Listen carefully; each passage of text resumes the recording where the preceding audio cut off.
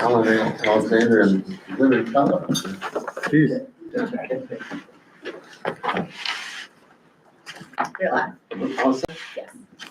We have a quorum, so I'd like to call the meeting to order. I want to thank you all for being here today. We've had a couple of extra meetings. This is going to be more routine. I hope we'll be out of here before 10. Did everyone have an opportunity to review? We're going to do audit first, the audit committee. I can do that. Yeah. You don't have to do Gotcha. the minutes All right. first? Okay, no, we're actually separating these into separate meetings. Yes. Mr. Chair, so. So we are having our audit committee meeting today. So I'd like to welcome everyone to the March 26th audit committee meeting. We have to do a roll call for the committee meeting, which I think we have a quorum and everyone's here except for Laura's not here, Helen's not here, and Mike's not here, right? Yes, sir. Okay, so we have a quorum. So I'm going to turn it over quickly to Amy to do the CFO report. Amy, good morning, thank you. Good morning, everyone. So the first thing in your packet is a resolution for the review of the independence of the auditor. The resolution just lays out that the auditor does not provide any other services for the Alliance other than the audit services. Right, this is on our checklist. Each year, we just confirm that our independent auditor, in accordance with the public authorities law, doesn't do other things that could potentially bias, and we've done that. So that's what this order documents. So if we could get a first and a second from the committee members and chairperson. Sure. So do I have a motion? I'll move it. Thank you. In a second. All in favor? Aye. Anybody opposed? Thank you. Now, who signs that? Me as the auditor? You will sign it, and Okay. Sarah will get you before you leave the building. Sure, we can do that. Okay. And now we will turn it over to Kevin Tesso, who is with Bonadillo and Company, who has been doing our audit reviews, reviewing our financials. So Kevin, good morning. Good morning. Thank you for having me. Happy to go through the drafts of the statements and letters, which all went very well this year. I'm going to start by just taking a peek at the required communications letter. The Alliance has certainly evolved over the past several years since we've been doing the audit, which is a good thing, right? You're growing. Yeah. So you'll definitely notice some more disclosures. There's definitely some more significant transactions that have been occurring over the past few years, and I'll point them out in the financial statements. But just real quick, the required communications letter for the audit committee is really just how the audit went. There's nothing bad in this letter. It's all positive. We are issuing an unqualified audit opinion as of December 31st, 2024. In the financial statements, there are some estimates. The most significant estimates relate to the allocation of expenses between program and administrative, as well as any type of allowance for credit losses on receivables, which is zero. You're expecting to receive all the receivables that you have. But again, the allowance, if you had any, is an estimate. I did want to point out, in the financial statements, we're required to tell you if there's anything significant or any sensitive information or out of the ordinary. And this draft doesn't say it, but I will update it before we go final. Note 7, which relates to the subsequent events, because we just heard about the subsequent events. We have to test that all the way up until we issue. Discloses the purchase of a building for $65,000, which isn't that amount that's material. It's the anticipated millions of dollars that is expected to demolish a building that I believe and management believes is significant. And that's roughly $16 million that's disclosed. So financial statements are required to disclose any commitments that are known today that could occur in the future. And that is in the financial statements that you're seeing, but I wanted to point that out. No difficulties encountered during the audit. We are ready to issue before the March 31st deadline. We're really just waiting for this meeting. No disagreements or anything that we have to disclose with management. So a very clean required communications letter. So turning to the financial statements themselves, First two pages is our audit opinion, which outlines who is responsible for what, as well as the clean, unqualified audit opinion that I said that we were going to provide. The opinion really states that the financial statements are free from material misstatement and that they were prepared in accordance with generally accepted accounting principles. So turning to page 1, which is the balance sheet at December 31st, 2024, wanted to point out a few things. Cash and liquid assets have significantly increased due to the amount of new grants that came in during 2024. Not all of it has been recognized, because if you go down into liabilities, you see a big portion is still in deferred revenue. And that's for the $4 million stage grant. Only about $150,000 was expended under the grant agreement during the year. So the remainder of that cash sits in deferred revenue until you spend it in accordance with the agreement.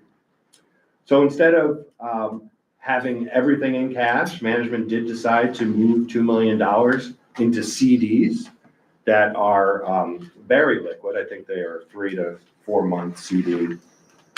But again, you'll see the $2 million on that second line on the balance sheet. Accounts receivable continues to grow. You're performing more agency work for other organizations. Most significantly, the Pine Hills Land Authority owes the Alliance $207,000. That's included in that receivable. ACBDC also owes the Alliance about $145,000. So that's really what those accounts receivable amounts amount to. And then we have a new grant receivable during the year. This is for the ARPA funds that were expended during the year. They just need to be vouched for. But given that, management does believe that $305,000 grant receivable is fully collectible. Just looking at property and equipment, there was an additional piece of land, I believe on South Pearl Street, that was purchased during the year. So you can see property and equipment increasing as well. So a lot of things happening at the Alliance, and net assets due to that increased by over $1 million during the year. So turning to page 2, you'll see how those net assets changed. Statement of activities, really more grants and contributions, more agency fees because you're doing more work. And of course, because of the additional resources that are coming in, you needed to spend more. Salaries is up. There were some additional legal costs that were incurred during the year. And then you'll see $150,000 that was considered a pass-through for the stage grant included in expenses. So all in all, revenue and expenses are up, but the change in net assets is $1.1 million for 2024. If you're interested in the detail of expenses, you can see that on page 3 and page 4. Just point out, as I mentioned, third line from the top on page 3, you can see the $150,000 that was passed through, believed to TCI of New York. That was for the stage grant. All right. Turning to page 5, you'll see the statement of cash flows. As I mentioned, significant cash came in during the year, over $4.4 million of cash from operations, really all grant related. But what did you do with that money? The biggest piece is that you took cash and invested it in CDs. That was the $2 million. You purchased some new property, but overall cash alone increased by over $2.1 million. All right. Now getting into the notes, there's not a lot of changes. There was just some updates based on all the new transactions that we just talked about. No new accounting policies during this year that had to be adopted. That's a good thing. So it's good for Amy. Just wanted to point out, page 7, we worked with Amy to expand a little bit on the agency fee disclosures, telling the reader all of the agreements that the Alliance has with the various organizations. It was once just a one paragraph, but it's it's getting larger and larger, so we thought bullet points would be a better way to show it. If you turn to page 9, you'll see the increases in property and equipment that are detailed out in footnote 4. The new building is listed there, and then there was some additional computer equipment, office furniture that was purchased during the year. And then finally, I wanted to point out on the last page, note 7, this is the subsequent event that's short and sweet. You don't necessarily have to give addresses of what you purchased or names of what you purchased, but the fact that you are committed to buy a building and you're committed to the demolition costs of approximately $14 million. So that is the overview. Any questions on the numbers, disclosures?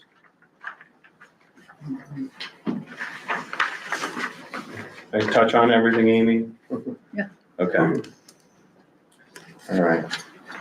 The other 2 letters that we're issuing, and I won't go through them, there's one that the Public Authorities organization has asked for, which requires us to say that there were no material weaknesses or any significant deficiencies in internal controls as part of the audit that we performed.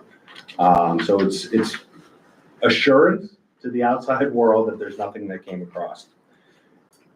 In addition, there's an additional letter that talks about the fact that there are no true investments that the Alliance is investing in. They would be more interested in if you decided to invest in more treasury bills or any type of equities. We would unfortunately then have to perform more of an examination report that we've done for some other organizations, but this letter should hopefully suffice, just telling them that there are no qualified investments. Right, and this has passed muster with the ADO the last few years. Mhm. Kevin, Amy, and I have worked on that and worked with them, and they're satisfied with this. Yeah. Okay. Anybody have any questions? All right, thank you, Kevin. So I guess we are ready to pass the resolution to approve the audited financial statements and the independent audit. And then once we approve that resolution, our staff is free to get to work and get it filed, right? Yes. Okay, We'll just need the signed representation Right. letters, which we have. So. okay. Can I have a motion to pass the resolution? I'll move it. Thank you. A second? Thank you. All in favor? Aye. Anyone opposed? All right, that is passed. right.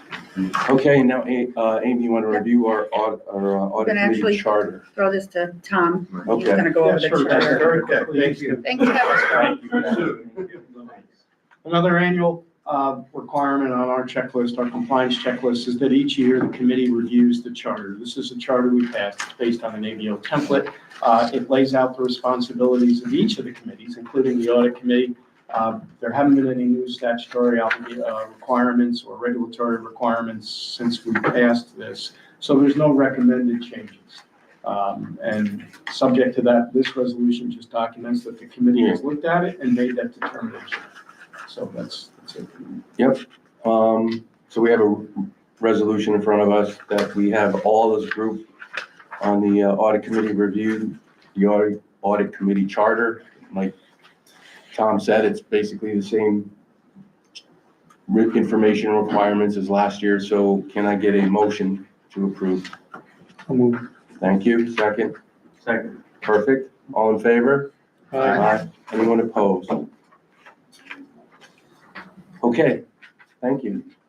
Well, that's the most efficient committee report. We got one more, Yeah. sorry, Amy's back up. Yeah, Yep. and he's back up to internal controls. Tom will also go over the annual assessment of the internal controls for us. Yeah, so again, very quickly, the auditor has already given us their assurance on internal controls. Management is required each year to do a similar assessment of the effectiveness of the internal controls here. Many of the internal controls here, as you read this report, are based on the policies and procedures that this board/audit committee has previously adopted. And the staff is tasked with following those policies and procedures. So again, each year staff, and we go through this almost month by month. There's one or two procedures that come before the board, where the board reviews it, we determine whether we need any changes or not, and then we pass it again. And so that's what this says. So basically, management has looked at the policies and procedures. We believe they're sufficient at this point. Again, it's a management representation at this point to the committee. And that's the extent of it. But this resolution documents that you've looked at this management assessment, and it will be posted to our website along with the auditor's assessment. And that's it. So we have our internal controls, and then we have the good old public authority laws that we always have to comply to. Exactly. So that's the resolution in front of you. Can I get a motion to approve on our internal controls? Thank you. A second? Second. Thank you. All in favor? Aye. Aye. Anyone opposed? No, okay. All right, and then it moves on to other business, and I think the board will be happy to know this morning that I have no other business to discuss. There's no requirement for an executive session here for the audit committee, and I need a motion to adjourn the audit committee. I'll second. Favor? Aye. Opposed? Thank you. Almost under 15 minutes. Nice job. Because Kevin was so good. Kevin's good. He's very good. And our staff now, Amy's on top of it. She's been doing it